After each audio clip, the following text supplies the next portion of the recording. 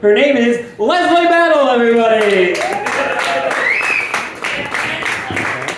I know that misleading ass Instagram. I gotta set things here. I see a couple of young people in the back. We get it, you can hear show-offs. Where's my Gen Xers? I got some 50-somethings in the room. This shit sucks, don't it? Like, why did our parents make adulthood look so fucking easy? Like, this is ridiculous. I don't even want to go to the doctor anymore. Now the doctor is younger than me. I'm wondering which Blue's Clues he watched. I don't have high blood pressure, Blaine.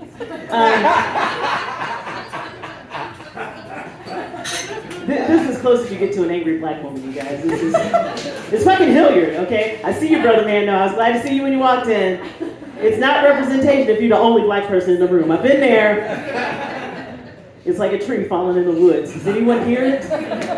Did anyone see her? The room is dark. Okay, I'm gonna stop. I'm not gonna stop. Oh, you guys love it. But yeah, being a Gen Xer as well. But young people, I do have to pick on you. I have to pick on you. Tom did it, but he's lived it. Would y'all please, for the benefit, for those of us that are over 40, stop referring to the 70s, 80s, and 90s as the late 1900s? That's just disrespectful. We were not that old then. There are people who were that old then, and they'll tell you the same shit, okay? Don't do it. Just because we switched, centuries, don't. It's not cool. It's not cool. And what's wild is like 30-somethings are just trying to lean into being old, right? Like, oh my God, I'm 30, I'm so old. Meanwhile, I'm over here just like, okay, my son's 30, so what's that make me? I'm still hot, bitch, that's what I am, okay? What did you think I was gonna say? It's messy though, because like I want to tell 20-somethings, I'm like, oh my God, you're so young, you miss out on so much, right? The minute I want to bitch about being old, there's always some 80-year-old lady like, Rookie, you still got your gallbladder. I bet you was born with both those knees too. That shit's so cute. Oh, your son's 30? Well, mine's 50. Like she drops her voice and everything. It's intimidating is what it is. I don't know if I have what it takes to get to be a whole lot older. I have a great aunt who's 102 years old. She was born in 1921. Yeah, I know. Y'all are just like, damn, bitch, we know you don't want to call it a day around 75. You know what I'm saying? Like, there's so many people, is the thing. And every time I talk to her, she's like, well, Leslie, the way you're taking care of yourself, you might live to be 100 also. Which I feel is like the most polite way to be like, bitch, get on my level. You know what I'm saying? You're so cute. I remember when you were born, I was already 50. Like, yikes. I love my auntie though. She's so down to earth. She is sharp as a freaking tack. Like she calls me on her tablet. This bitch don't even have a tablet, right? Like I'm getting out-teched by my century-old great aunt. But like, just like everybody else going through some life trouble and all this kind of stuff. And she's always just like, well, Leslie, you're still going to church, aren't you? It's Thursday night and I'm cussing. Y'all know the answer to that question, right? Like, nobody's guessing which denomination Leslie is right now. She's just like, oh, hoping it's not real. And so the thing is, she's 102, so she's been feeling like she's in the home stretch for like 5-10 years now. You know what I'm saying? So what I'm not going to do is be like, well, I just have some questions about the King James Bible. You're not going to do that to somebody who's 100. But I couldn't lie to her, right? And I was just like, well, actually, no, knowing I was going to get chewed out, right? And she was like, now, Leslie, honey, you need to have a relationship with the Lord. And I was like, Auntie, I didn't say that I don't have a relationship with the Lord. It's just I can't mess with church people right now because some of them are nucking fucks, okay? I can't do it. And then I was just like, man, I shouldn't have said that. Oh, I'm still going to get it. She was like, honey, I know exactly what you're talking about. I'm like, what? Look, that was the most validating moment in my life, just about, for real. It really was. But yeah, so if you can't tell by Purple Rain meets Golden Girls, I like to engage in what I refer to as Anglo-adjacent activities. White people shit. I be doing white people shit.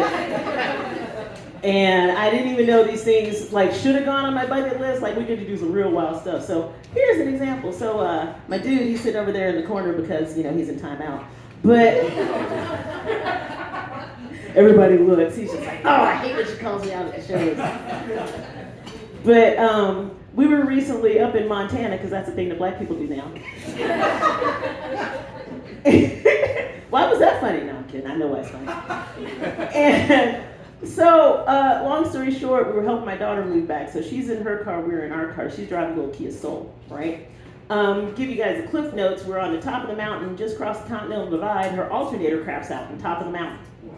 Exactly. You know, I don't know shit about cars, right? But he's super Mr. Fix-It guy, right? Like, he carries one of those diagnostic things in the car with him just in case, because he loves fixing stuff.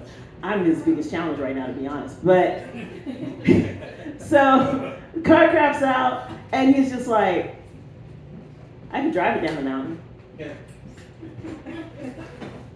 There was nothing in my soul that was just like, this is a good idea, but there was also nothing in my soul that had a better idea. So, here we go. So he's in her car with her boyfriend. Me and my daughter in our car. We coast this car 3 miles down the mountain and get it to an exit, get it off the road. And then the next day, he's in that parking lot changing my daughter's alternator. Because my pussy's that good. No, I'm kidding. Don't look, if he's nodding right now, I'm going to owe him so big when we get home. But that's not even like the best part of the story, right? So we end up holed up in Butte waiting for an alternator to come, right? Just so happens that Evel Knievel is buried in Butte, Montana. Anybody else know that? I sure as fuck didn't until that day. So we're holed up in this hotel room waiting for an alternator to come. He's playing on his phone. He's like, baby, Evel Knievel is buried here. We got to go find his gravesite. White people shit, okay? I mean, the act in and of itself wasn't white enough. It was fucking snowing in Montana. Fucking goddamn Tana. I'm just saying somebody needs to invite me to y'all's family reunion because I don't know, I'm kind of Tiger Woods in it here a little bit. So we go to the graveyard, and you know, my barely techno genius looks up the GPS coordinates, and we find the grave, right? So he's all excited, like his cousin watches the dog when we travel, so he's like sending these pictures like, oh, she's gonna be so jealous, and I'm sitting here just like, well, okay, sure, whatever. So I'm trying to be a dutiful girlfriend, right? I'm like, well, we'll pose with it, right? And he goes, that would be creepy.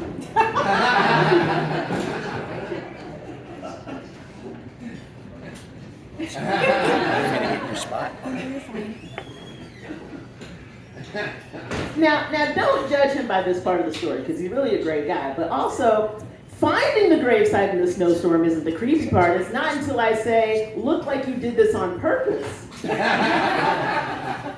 that it becomes creepy. Okay. Bless his heart, we have some great conversations, but you know, I'm not even going to do that to him. I've already embarrassed him enough. But I will say, you know, like I said, engaging in my Anglo adjacent activities, I actually bought this t-shirt at a Cracker Barrel. I wish I was funny enough to write that as a joke. This is real fucking life, but like, don't worry too much. I bought it at the Cracker Barrel so a white person could buy it. So like, I was trying. But also, I just kind of got some thoughts about it too. I feel like it's way too soon for Cracker Barrel to be selling anything by Prince. You know what I'm saying? Like that seems just not like cool. If you're not gonna play him on the background music, then why are you selling it? I'm so weird. So let's talk about my kids, because y'all know I have kids. Because if I didn't have kids, it would be crazy. They are 30 and 26 and 22, and I have a granddaughter. She has 4 legs. She has fur. She's a cat. And I hear that there are people who don't like their children saying, you know, well, I've got fur babies. I'm a big fan of having fur grandbabies because it's okay to let them sleep on the floor. If you do that with a human child, all of a sudden somebody wants to intervene. So I'm okay with that. But I've noticed a lot of my friends who are my age who have grandchildren, we're all looking for names other than grandma and grandpa to refer to that we can teach the child, you know, while they're learning to talk so we don't have to feel old. So like I have friends who are like grandma or Mimi or just any kind of, anything other than the traditional thing. And I'm like, but that's kind of a good way to cover your tracks. And it's just like, I'm not responsible for any of this madness that your parents are doing. They did not learn that from me. But I do kind of think the Gen Xers are like the first generation of parents who had openly admitted to our kids, dude, I do not know what the fuck I'm doing. Like, I am so glad you're still alive. Shoo, man. It can be so wild. But yeah, my ex is a German-Irish guy. I say he's the whitest white man in America. How white is he? This dude was so white, with him, I had blue-eyed babies. I don't know why white people always laugh at that. Y'all forget that the South was a thing, but okay. Oh yeah, I didn't tell you guys that I was from Texas. That might give you a clue. Anyway, but it's fun because where we live was actually a little further west. Anybody familiar with a little town called Piqua? Exactly. And trust me, if somebody else from Pickle was here, they'd be like, "Yeah, I had to get the fuck up out of that bird because it's not progressive." I guess is a good way to put it. But I kind of loved it though, because I'm sorry, when white people ain't around brown people, they don't know what the hell to do when they see beige people. You know what I'm saying? My kids fucked their minds up big time. They got big old blue eyes and pale skin, but afros. People was real confused. Like, I take my babies to the fair, somebody just putting a blue ribbon on. We weren't even competing. They were just like, wow, that's an exotic look. Or then, of course, I get that random stranger who's just like, well, where'd you get that pretty little girl? Like, there's a sale somewhere. I kind of feel like I don't want to give you that information even if it was a place. It just seems kind of...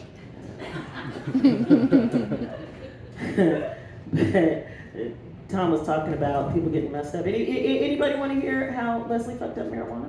Yeah. He's just like, do tell. Like, have you not done it yet? Is that like you want pointers on how to not? I've done it many times. He's like, I gotta hear this because that's not possible. Well, Anglo-adjacent activities. So the problem is, like, I be thinking I be knowing stuff, but then I don't be knowing stuff. So I was hanging out with some other comics. We were actually at a Comic-Con because Leslie likes to dress up. Don't get too turned on. I do like a weird skin. And you know what? That's still gonna turn a dude on. Never mind. But so he offers me a cookie, right? Let's just say that since I got divorced, I'm really bad at listening to men. Like, Mike's the only dude who can keep my attention anymore. Like, dudes will say words, and I'm just kind of like, okay, whatever, sure, right? So I'm sure at some point he said edible, but I thought he just meant like eatable edible, so I don't know, right? So he actually gives me a half of a cookie, and of course I'm thinking, well, geez, dude, I know comics are broke, but okay, I'm not gonna like be disrespectful to this gift he has bestowed upon me, right? So nom nom, down the hatch, half an edible cookie, all by myself, right? She's just like, bitch, what? Yeah, it got me. It got me good. So I managed to get back to where I'm staying, right? And I'm just so uncomfortably dizzy that I'm just like, okay, as long as I can get this dizziness to go away, then I can go to sleep, right? The problem is, I was in the military. We skipped over all of that because Lacey's been talking so much. But when I was in the military, I was a medical lab tech, right? So all that science was coming back to me, but it was coming back to my high mind, not my right mind, right? So I'm super, super dizzy, and I'm logicking it out in my brain, and I'm saying, okay, so why am I dizzy? Because my eardrums are disturbed. Why are my eardrums disturbed? Because my body's moving. Why is my body moving? Because I'm breathing. Oh, all I have to do is stop breathing. It sounded like science until that last little bit, right? That's what gets you. That's what gets you. Thankfully, my common sense angel was on my right shoulder, and she was just like, bitch, you gotta breathe. You just don't have to suck this up until you go to sleep. Thankfully, I went to sleep. That's not the good part of the story. The best part of the story comes about a month later, when I've got all three of my kids in the car with me, and I'm still trying to be cool, Mom, because one of them is going to pick my nursing home. And so I tell them, I'm like, hey, kids, I finally tried marijuana, but I fucked it up. I think I OD'd. They're like, Mom, you can't OD on weed. I'm like, nah, dude, I did. I was messed up. And I was like, well, it was an edible. In unison, everybody in the car younger than me goes, oh.